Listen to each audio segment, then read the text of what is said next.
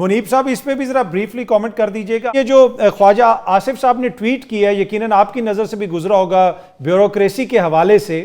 کیا یہ ایک پرسنل اوپینین ہے, اس کے اوپر ہمیں زیادہ سنجیدگی سے بات نہیں کرنی چاہیے, یا پھر وزیر دفاع اگر اس قسم کا بیان دیتا ہے ملکی بیوروکریسی کے حوالے سے تو اس کو ہمیں تھوڑا سا سنجیدگی سے لینا پڑے گا؟ خواجہ آصف صاحب کو بھی اس بات کا احساس ہونا چاہیے کہ وہ کوئی عام ایم این اے تو نہیں ہے, وہ تو وزیر دفاع ہے, اور اگر ان کی اس ٹویٹ کا جو اردو میں کی گئی ہے اس کا انگریزی ترجمہ ہو یا کوئی دیکھے تو پھر تو یہ ایک بڑی ڈیمننگ قسم کی انڈائٹمنٹ ہے ان کی اپنے ملک کی بیوروکریسی کے حوالے سے.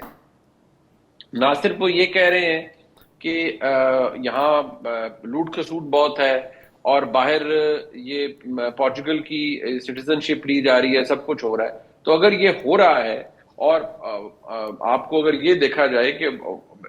ہو رہا ہے, آپ کی واچ پر ہو رہا ہے, تو پھر اس کی ذمہ داری کسی نہ کسی طرح سے آپ کے اوپر بھی ہوتی ہے, آتی ہے اس طرح سے کہ یا آپ اس بیوروکریسی کو ٹیم کیجئے, اسے ان تمام چیزوں سے روکیے, یا پھر آپ ایکسیپٹ کیجئے کہ بیوروکریسی آپ سے بالاتر ہے یا بیونڈ یور کنٹرول ہے.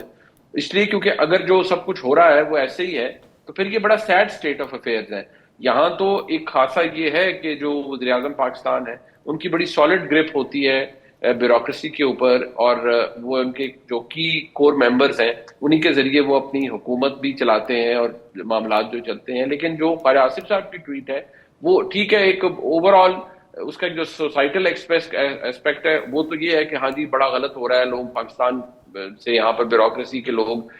دس وے اور دیٹ وے پیسہ اکٹھا کر کے تو پورچوگل کی سٹیزن شپ لیتے ہیں. لیکن وہ جن ورک صاحب کا کچھ ذکر کر رہے ہیں یا جو بھی کچھ ہے وہ شاید اس کے اندر شامل ہیں یا جو کچھ بھی ہے, یہ اس کو ان آئسولیشن تو میں نہیں سمجھتا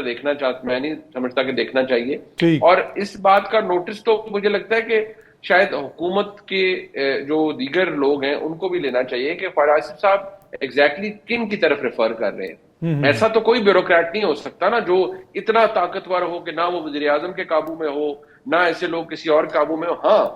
سٹیزن شپ لینا گناہ نہیں ہے, یہ بھی لیٹس ایڈمٹ دا فیکٹ کہ یہ کوئی گناہ نہیں ہے. لیکن ایشو تو یہ ہے نا کہ اگر پراپر طریقے سے لی گئی ہے, اس میں کوئی سرکاری خرچ استعمال نہیں ہوا, اس میں کسی نے کوئی کرپشن نہیں کی, اور واقعی کوئی اتنا ایفلوئنٹ ہے کہ وہ کسی ملک کی یا اپنی فیملی کے لیے کوئی سٹیزن شپ لے رہا ہے, تو آپ اس کے اوپر قدغن تو نہیں لگا سکتے. لیکن اگر یہ الیج کیا جا رہا ہے کہ وہ کرپشن سے کمائی بھی پیسوں سے یہ سب کچھ کر رہا ہے, دیٹ از اے پرابلم. ٹھیک ہے منیب صاحب, اب کل کے احتجاج کے حوالے سے ابھی تجزیے تبصرے چل رہے تھے, خان صاحب نے اب 14 اگست کا دوبارہ ایک طرح سے کال دے دی ہے, تاریخ دے دی ہے, آپ اس کو کیسے دیکھتے ہیں؟ جی گزارش یہ ہے کہ اگر تو جو عمران خان صاحب نے کہا ہے اس پہ کوئی عمل درآمد پارٹی کرتی ہے, پارٹی کے لیڈرز کرتے ہیں اور باہر کسی کو نکال پاتے ہیں اس تعداد میں جو واقعی کسی تحریک کی طرح کام کر سکے, تو پھر تو چلے اس کا کوئی فرق پڑے گا. میں نے پہلے بھی عرض کیا تھا, میں دوبارہ عرض کروں گا کہ ایک فیکٹر یہ ہے کہ جو 2022 کا احتجاج تھا وہ بھی ایسا ہی احتجاج تھا, اس میں فرق صرف یہ تھا کہ اس وقت عمران خان صاحب کی جیل نہیں ہوئی تھی اور وہ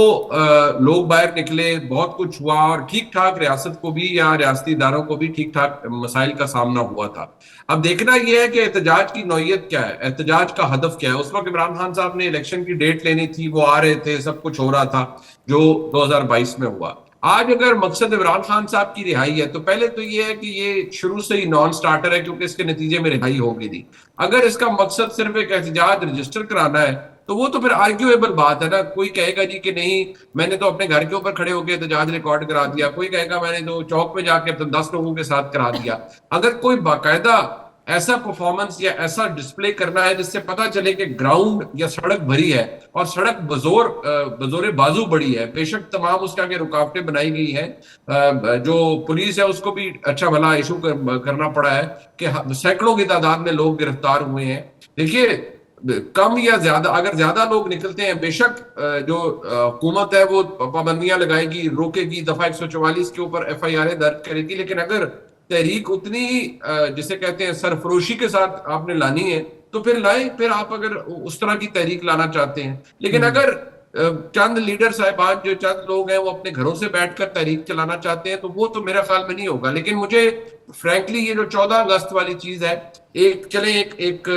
آزادی، یوم آزادی کے طور پر ہم 14 اگست کو سیلیبریٹ کرتے ہیں، اگر اس کو اس کے ساتھ اٹیچ کیا جائے گا تو شاید تحریک انصاف، کیونکہ اب تو تحریک انصاف دیکھیے سہارے ڈھونڈ رہی ہے نا بحثیت جماعت، کہ آپ کے پاس کوئی ایک ایسا سہارا ہو جسے آپ استعمال کر کے اپنا جو سیاسی ہدف ہے اس کو حاصل کر سکیں. تو 14 اگست میں بھی کوئی زیادہ دیر تو نہیں ہے. ٹھیک. منیب صاحب، آپ کو یہ ضمنی انتخابات ویسے ہوتے ہوئے نظر آ رہے ہیں؟ دیکھیے اطہر صاحب، ابھی تو جس طرح آج ابھی کچھ دیر پہلے ایک فیصلہ آیا ہے ڈسکوالیفیکیشن کو کے اوپر یا الیکشن کمیشن کے حکم کو روکنے کے لیے،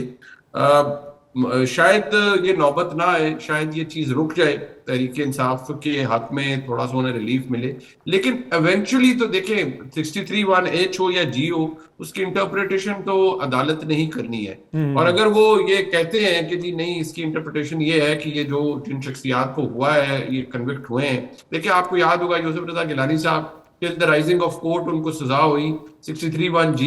اس کے اوپر اپلائی کیا گیا، معاملہ اسپیکر صاحبہ کے پاس آیا، اس وقت ڈاکٹر فہمیدہ مرزا صاحبہ تھی، انہوں نے روکنے کی کوشش کی لیکن وہ معاملہ نہیں رکا، اور ایونچولی پھر وہ ڈسکوالیفائی قرار پائے الیکشن کمیشن کے نوٹیفکیشن کے تحت. تو ڈیلے ہو سکتا ہے لیکن پھر شاید معاملہ کچھ عرصے بعد ایسا ہو. دوسرا منیب صاحب، یہ پولیٹیکلی کیا نون لیگ کو اس سے فائدہ ہوگا؟ واقعی ان کی پاپولیرٹی میں اضافہ ہو گیا، یہ الیکشنز ان کے لیے آسان الیکشنز ہوں گے، جس طرح میاں اظہر صاحب کا حلقہ ہے، حامد رضا صاحب کا حلقہ ہے، دیگر حلقے ہیں، یہ حلقے آسان حلقے ہوں گے نون لیگ کے لیے؟ دیکھیے حکومت جہاں اس وقت موجود ہے ان کو فائدہ تو یقینی طور پر ہوگا بحیثیت ایک حکومت کے الیکشن لڑنے کا. پنجاب میں ان کی حکومت ہے، دیگر حلقے ہیں، لیکن میرے لیے زیادہ اہمیت اس بات کی ہے کہ اگر یہ انتخاب ہوتا ہے اور اس کے اندر تحریک انصاف حصہ لیتی ہے، تو اگر خدا نخواستہ یہ ایسا الیکشن ہو جو کہ دوبارہ متنازع ہو جائے اور پھر کہا جائے کہ یہ اس میں دھاندلی ہوئی ہے، تو وہ تو چلے ایک وریسم چیز ہے. لیکن دلچسپ بات یہ ہوگی کہ تحریک انصاف کو یہ ثابت کرنے کے لیے ضرور پتہ چلے گا کہ ان کی پاپولیرٹی موجود ہے، کم ہوئی ہے، اور حکومت جو یہ کہہ رہی ہے کہ ہم بہت پاپولر ہو گئے ہیں. میں معذرت کے ساتھ صرف یہ عرض کروں گا کہ کام کے لیے ووٹ اب شاید وہ ٹھیک ہے، کام بالکل ہو رہا ہوگا، ہو رہا ہے، نظر بھی آتا ہے، لیکن اس کی بیسس پہ ہر جگہ ووٹ مل جانا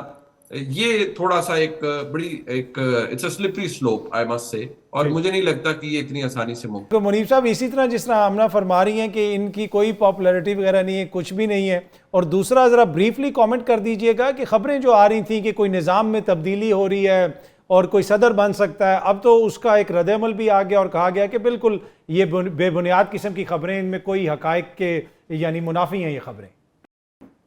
یہ میرے خیال میں ایسا تو کچھ نہیں ہوگا. یہ پتہ نہیں ہے گفتگو کہاں سے جنریٹ ہوئی اور کہاں سے کی گئی. میں حیران تھا کہ جہاں سے آئی وہ سمجھ سے بالا تر ہے کیوں کی گئی، کیونکہ اس کی نہ ضرورت ہے نہ ہی کوئی ایسی گنجائش نکلتی ہے. بہرحال ممکنات کو تو ہم کوئی بھی رول آؤٹ نہیں کر سکتا، لیکن ایسا کچھ نظر کوئی نہیں آتا، اس کا کوئی ایویڈنس نہیں ہے. ٹھیک ہے. دیکھیے دوسری بات جو آمنہ صاحبہ نے فرمائی ہے بصد احترام، وہ حکومت میں ہے تو حکومت میں تو رہ کے ایسی ہی باتیں کی جا سکتی ہیں جیسا وہ فرما رہی تھی، اور لیکن دیکھیے جو گراؤنڈ ریالٹی ہے وہ تو میرے کہنے سے یا ان کے کہنے سے تو تبدیل نہیں ہوتی. میرے پاس جو لاسٹ ٹیسٹمنٹ ہے وہ 2024 کا انتخاب ہے، جس میں میں نے بحیثیت عام سے صحافی کے وٹنس کیا کہ تحریک انصاف کو، یعنی عمران خان کی تحریک انصاف کو تمام تر مسائل کے باوجود بہت ووٹ پڑا.